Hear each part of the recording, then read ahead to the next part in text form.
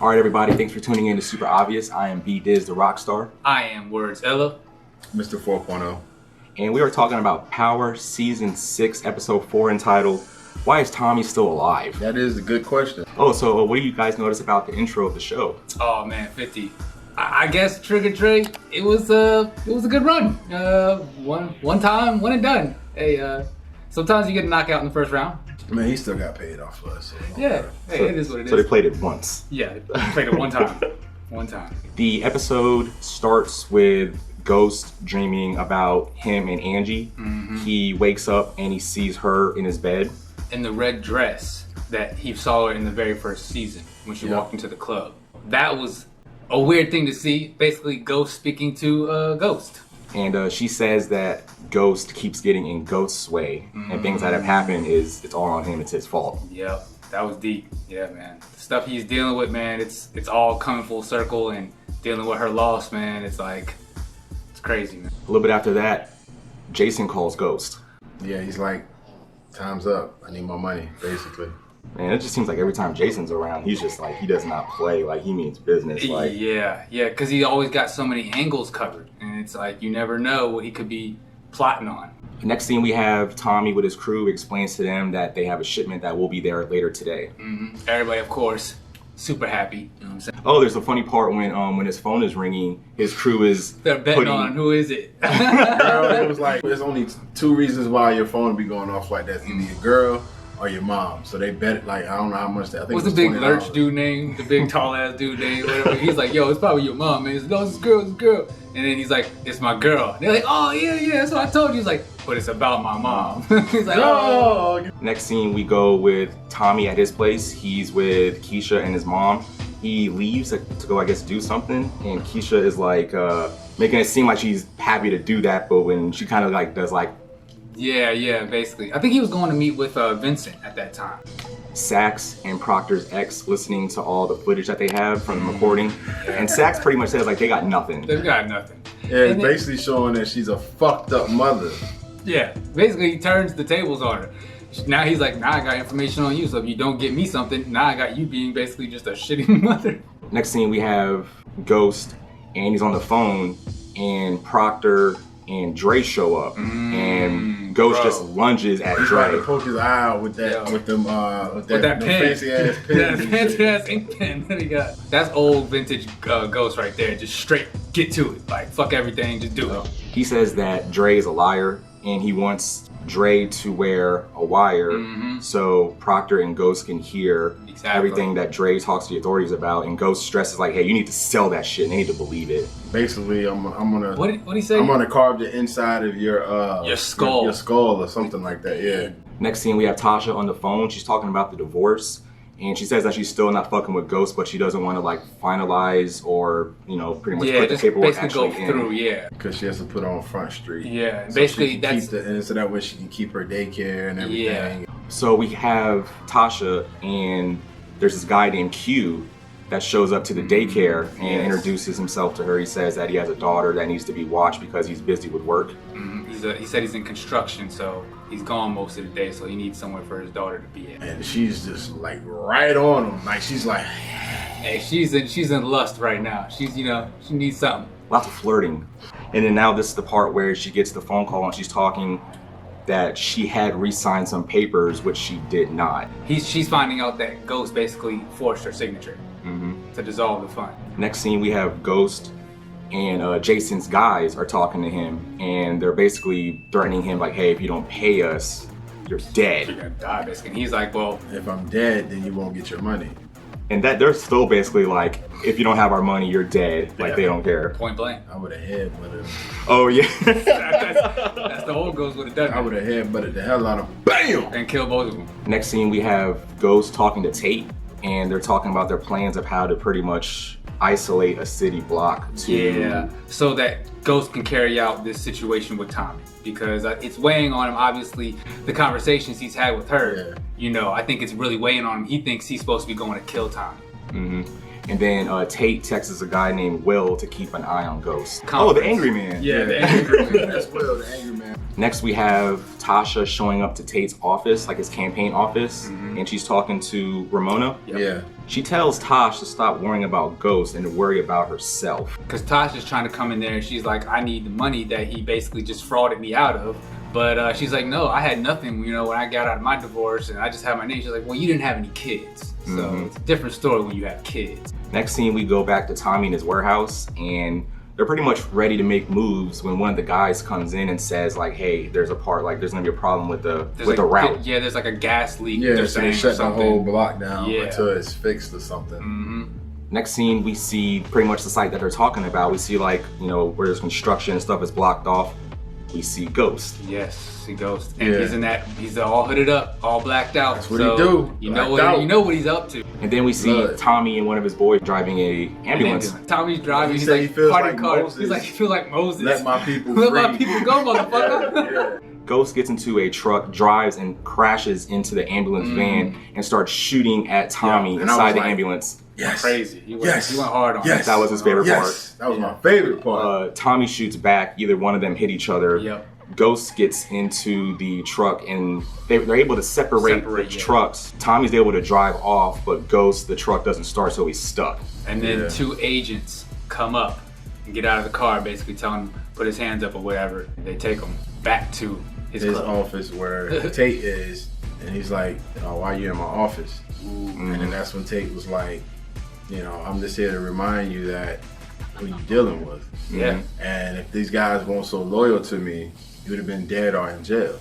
He also basically told him, like, I told you not to fuck shit up. Yeah. That's pretty much the conversation we just had. Yeah, and he was like, I'm running for governor, and I don't need you to do anything that's gonna mess it up.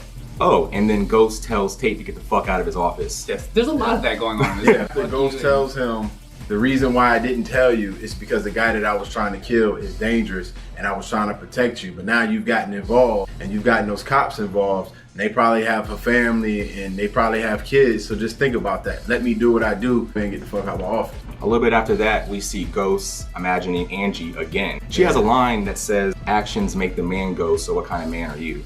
She's dropping heavy stuff on him. Next, we have Tosh talking to Q, and he offers to take her out for a drink. Tosh says she doesn't like bars or clubs, but she has some wine that he can sip on. She starts to get in on her desk in her office where she babysits kids. Unprofessional. Moving forward. Yeah, he stops, or they stop, and then he actually asks her to actually go out on a date sometime. And this little Barry White voice, let me take you out sometime. That's corny.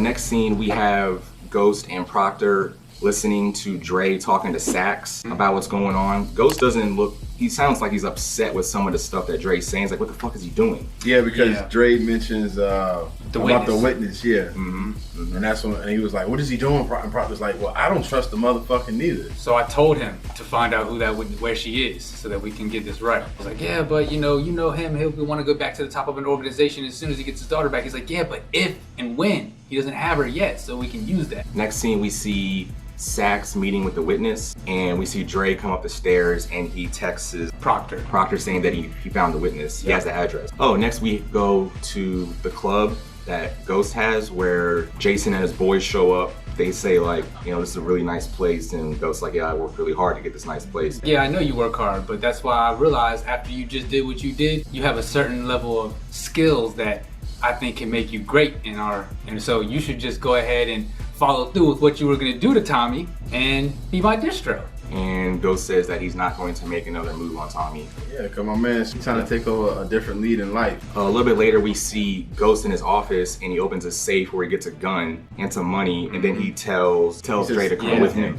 Dre texts Sax and was like, Ghost snapped, he's on the move. He has a gun. Yeah, he has a gun. We go back to the witness where there is a knock on the door, and there's a person that seems like maintenance, like, hey, there's like a leak. She opens the door a little bit, and the door is pushed open, and it's Ghost with Dre behind him. Yeah, and she just starts breaking down, crying, and all of this. Starts putting gloves on his hands, which, makes it seem like something bad's about to happen. Usually black gloves means something is not going to be good happening. Dre is behind watching all this pretty much. We're all thinking that Ghost is about to do something. He pulls out an envelope with the money. And gives her money. And he basically tells her, like, you know, go live your best life, but, you know, revenge won't solve this. I'm a changed man. I'm not that guy anymore. Yeah, they and then they leave. And Dre looks surprised. They get into their truck. They drive off. Seems like they're in traffic for a second. And Dre looks back and sees that the authorities are running into the witnesses building. Yes. Ghost doesn't see this. No, he doesn't. I don't think he catches it. Because he had just texted Sax right before he walked out of the apartment and said, you know, don't move, no kill, nothing happened. Yeah, I think Ghost was looking the other direction, so I don't think he saw it. After that, we have Tommy having a meeting with Vincent. Vincent shows Tommy this bottle of pills, this product. Yes. And at first, Tommy looks kind of like impressed, like, ooh, this is really nice. And he's like, where'd you get this? Yeah, because he's coming there trying to get him to work with him. He's like, I got so much product, you know, you should work with me. Let me give you your product or whatever. And he's telling him, I already got it. So when he sees that bottle, that's when he's like, what the? And he starts describing who the person that he thinks is that guy that. And he says, it's Kanan's friend. It's my godson. Yeah. Vincent tells Tommy to get the fuck out. So it happens again. It is. It's a theme here in this episode. Sax calls Dre and he's like, man, what are you doing? First you're telling me he's doing something, then you're telling me he's not doing something. Now I gotta figure out how to get the DA out my ass. Yeah, the DA dick out of my ass. Like, man, I don't know. Dre was like, well, I don't know. I don't know why he didn't kill her. I know he gave her some money. And then Sax was like, well, that's a felony. Mm-hmm. But, you know, he was like, but I need something else. Basically. Next scene, we have Keisha chilling with Tommy's mom when Keisha's son Cash shows up, and she notices that he's been beaten up. Yes. Yeah, they busted his lip and took his book bag. Yeah, he's like, we're in a neighborhood, they don't know me. Keisha's asking who did it, and she's about to leave. Tommy's mom tries to stop her, and Keisha explains like, hey, are you a mom? What would you have done if this happened? And the mom is like, basically, I'd go and fuck him up. Yeah. And Keisha's like, exactly. And then Tommy's mom kind of gives that look like, she's kind of like her. We have Sax talking to Proctor. This is where he says, eat a bowl of dicks and slam the door in your face. Great line. Great line. We have Sax talking like he's threatening Proctor. People can view you two different ways. Like one way, you're like the scumbag that's with criminals and represents them, or more of like a pleasant way of being viewed. I forgot exactly what he said. Yeah. Next scene, we have Tommy meeting with Tariq, and Tommy basically tells Tariq that he knows what Tariq is doing. Yep, and he's telling him, where is it? He looks, he finds the duffel bag, pulls it out, and he's like, what are you doing? Where'd you get this? You know this is my stuff. And he's like, I got it from Kanan. I mean, I figured he's not here anymore, so he wouldn't need it. He's like, well, Kanan shouldn't have gave this to you, you know, and I need you to stop this now. Yeah, so he really didn't tell Tommy that he robbed him. Nope. No, not at all. But yeah, it was kind of interesting because I thought like Tommy was kind of mad at Tariq for a little bit, but he starts telling him like, hey man, you're a smart kid, you got stuff going for you, you don't need to be doing this. And Tariq is like, I'm gonna stop. Yep. And Tommy leaves and takes the bag of work with him. Yep. That's when Tariq starts to sweat a little.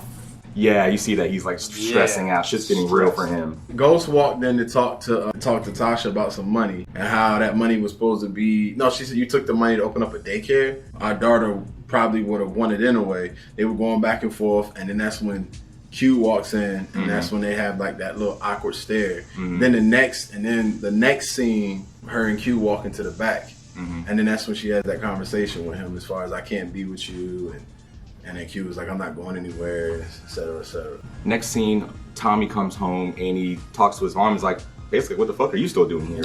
Yeah. And she had the lasagna for him, right? Yeah. Cook the lasagna for him. And she's telling Tommy basically what she thinks about Keisha. She's a nice girl and everything. She likes her, but she's not the one. She has a kid and she's always going to put her kid first. And he's like, well, what do you mean? And she's like, trust me, I know. She was like, when people do you wrong, you don't take it very well, and neither do they. He said it doesn't end well for you or either them. And he was like, get the fuck out. There it is again. And I never liked that lasagna.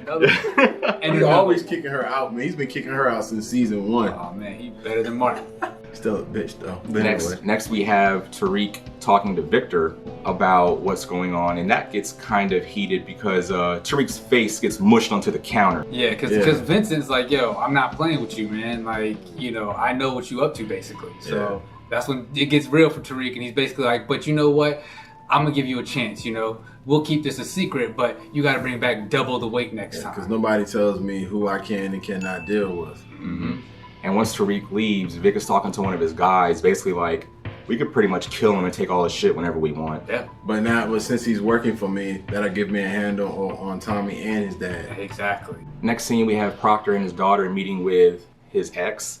He says that she's late and she never listens. They go inside and he says, wow, look how nice this place is that I bought you. And Proctor's ex, she looks upset because she has a letter saying that she has failed to pass the exam. And then Proctor starts explaining to her that he has someone. It's his secretary. Yes. He knows it's a cliche. And he just seems really overly happy to explain Shows her the ring and shows her a big ass ring. She's like, I splurged. Let her know. Once he leaves, she starts to kind of freak out a little bit. She starts going through her things and she has some that backup stash. She has some drugs that she's got in a stash. Yeah, and then she had a calls little her bit. She texts her neck PJ. What's his PJ, name? yeah, PJ, Yep. And was like, I need you now. I need a delivery. Yeah, I need a delivery now. We go to Tariq's campus where he's talking with the girl that works for him. Still don't know her name. We try to look it up and we can't find it. No. So if anybody knows her name, please tell us. Please tell us in the comments. All right. Next we go back to Proctor's ex. She is high out of her mind. Yeah, she's like she's basically saying she's running over like all the whatever it is with lawyers. She's running through like the stuff in her head about the test. And she's like super fast. She's like, I know why you're here. Don't take my daughter away from me. I know exactly what I did wrong. I can take it. I can take it again. He looks down and he sees. He's like, how many grams is in that? And she's like, I need water. My chest. I need call 911. He's like, no, you know if I do that, then they have to report this. So he's trying to act like he's trying to think about what she's got going on or whatever. But then he goes to act like he's gonna call. He dials 911, and then he just kind of sits there and looks at her, and she overdoses. And he puts the phone away, and it's just like, you're not gonna take my daughter away from me. And then it kind of pans over, and we see that the book bag that has the wire on it is there. Yeah. And heard everything. We go to Keisha and Tommy. They're talking in bed, and Tommy is kind of like saying some of the stuff that his mom was telling him about, you know, Keisha and her son and how the son's always going to be first. Yeah. He tells Keisha that Keisha and Cash is pretty much his family and all he has. Yeah. He's like, the whole time, this is what I was looking for. She's like, I got you. You can trust me. Next we go to Ghost. He's kind of, it looks like he's talking to himself in the mirror. The camera goes over a little bit and it's Angie again. Yep, she's back. That's sexy red dress. Red dress. He says something about that, like, you know, when I saw you in that red dress the first time I saw you. What else did he say? He said I should have turned away. Oh yeah. And it gets heated. He's starting to tell her like, I'm changed, you know. I had her, the witness, I had her dead in my sights. I could have done it and I didn't do it. I didn't kill her. They talk about Silver, like Silver being killed, and how Ghost is the reason that Angie is dead. Yeah. You know, he's like, I didn't kill the witness. And she goes, you will. Oh man, that was good. Oh, and he's also talking to her, he's explaining about how he's trying to change, and his eyes are like super teared up. Yo, he's did a good job. He's the man. He sold that. He's the man as far as tearing up without having nothing. When he makes that face, when he does that and his tears. That is the episode. That is it. That's where it ends. Yeah. So guys, who has the power in this episode? I think Dre has the power because he's playing both sides. You know what? In some ways, Ghost maybe. He's kind of turning a leaf, or it seems to be. At least he's trying a new strategy, I could say. Yeah. You know, something that we haven't seen him do before. He's not acting as quickly. He's thinking things through. He's actually thinking to himself like, oh, I really don't want to be in this life anymore. And he's like, he's making just bold statements. Like, what did he tell to Jason in the club or whatever? Basically like, unless you're going to kill me dead here right in the middle of my club, like me and you are through. So now also, you know, it can still be a little reek too, because, you know, he didn't listen to his father. He ain't never listened to his father. He ain't listened to Tommy. And he finally got a kiss. And he might have got more, but we don't know. You know what I'm saying? But it could be Proctor too. I'm gonna stick with it. I'm gonna say I think Ghost did have the power this episode. See, and he don't even like Ghost. I don't even like anybody on the show. I think they're all scumbags. But yeah, guys, that is the episode. Once again, it's Power Season 6, Episode 4, entitled "Why Is Tommy Still Alive?" Yeah, why is he? Please like the video, comment below, let us know what you think. I am B-Days, the Rockstar, part of Super Obvious. I am Werds Illah. Mr. 4.0. We'll see you guys in the next video. Peace. Alright. That was weak. That was weak too. I was copying you. That was weak too, like 14 days. Let's go.